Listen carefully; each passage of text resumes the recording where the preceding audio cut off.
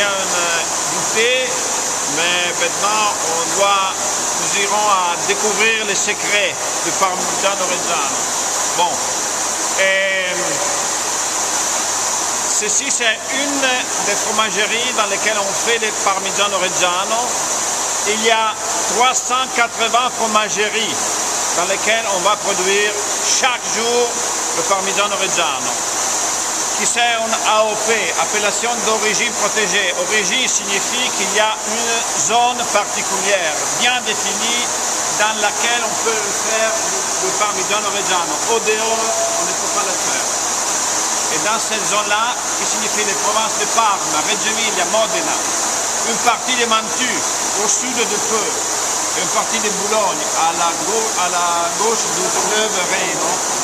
En cette zone-là, on fait deux choses très importantes. La première, on produit le lait. Donc le lait doit être produit dans la zone d'origine selon les cahiers des charges. Et la deuxième chose, c'est la transformation de ce lait en Parmigiano Reggiano. Ça va? Bon.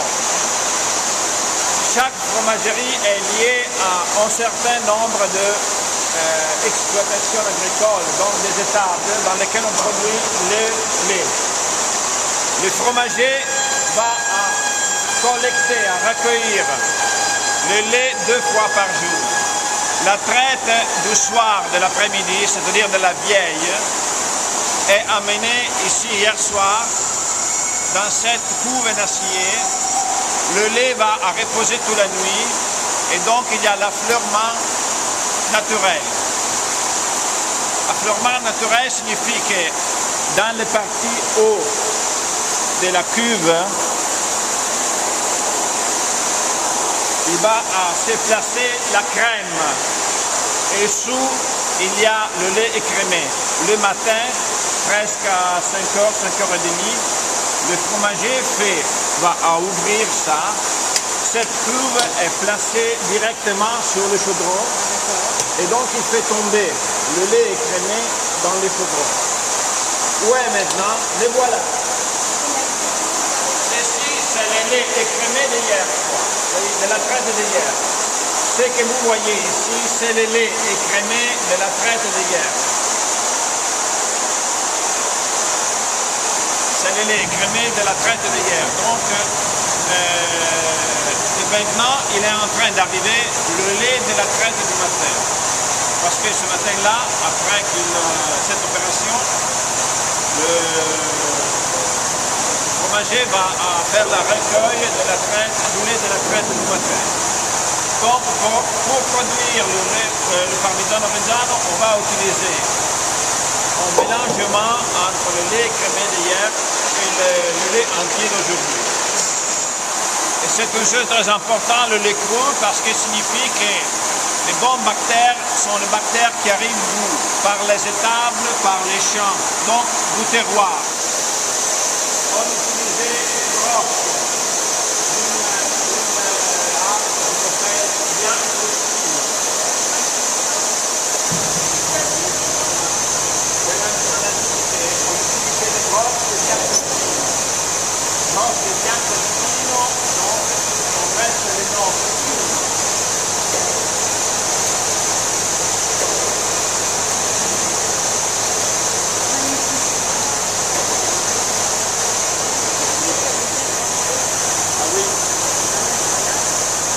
Bon, le but, c'est d'obtenir des petits grains, presque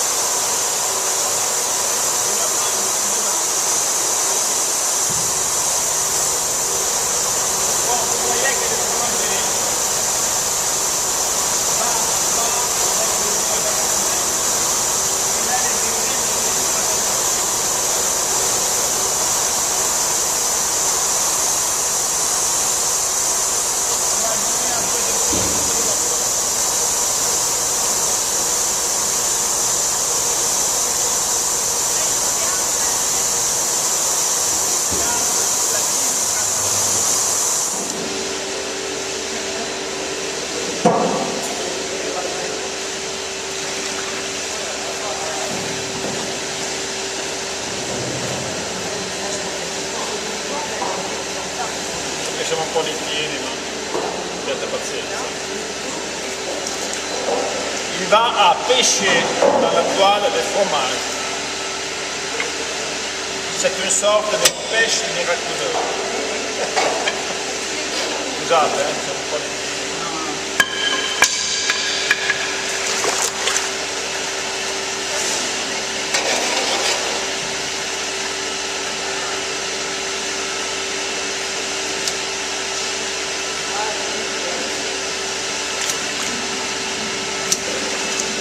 C'est presque 100 kilos, hein, maintenant.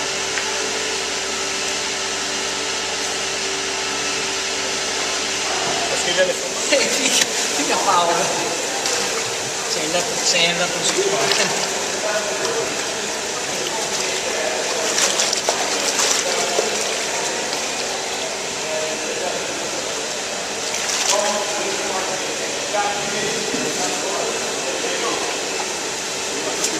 C'est quoi qui calibre déjà?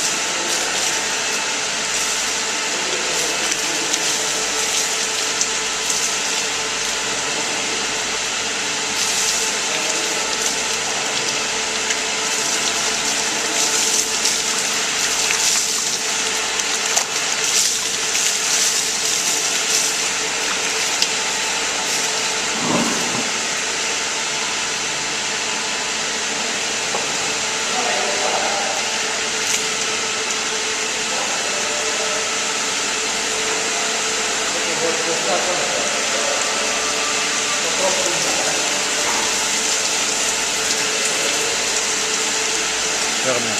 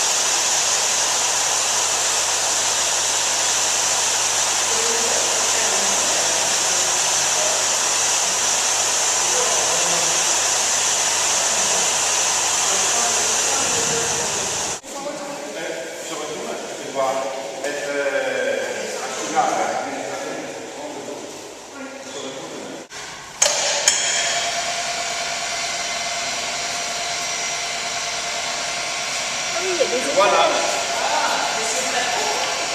C'est très profond, hein. C'est haut comme vous, hein. Parce que les places.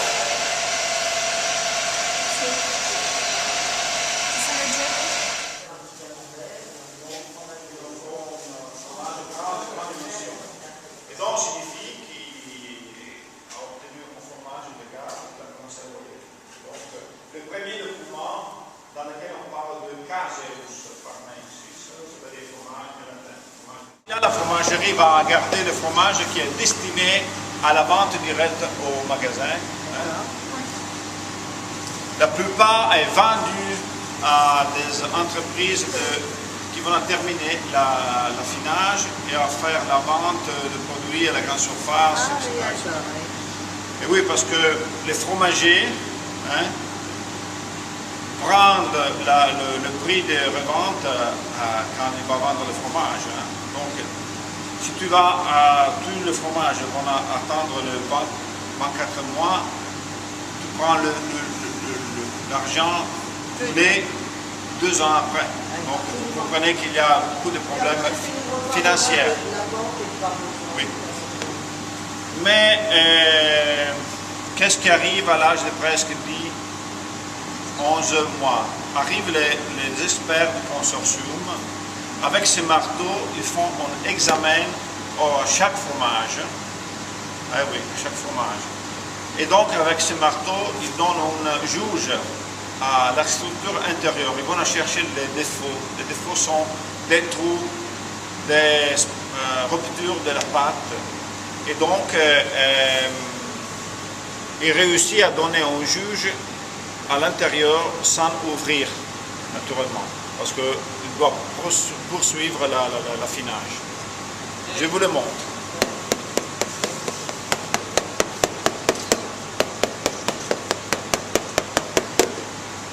Ça suffit.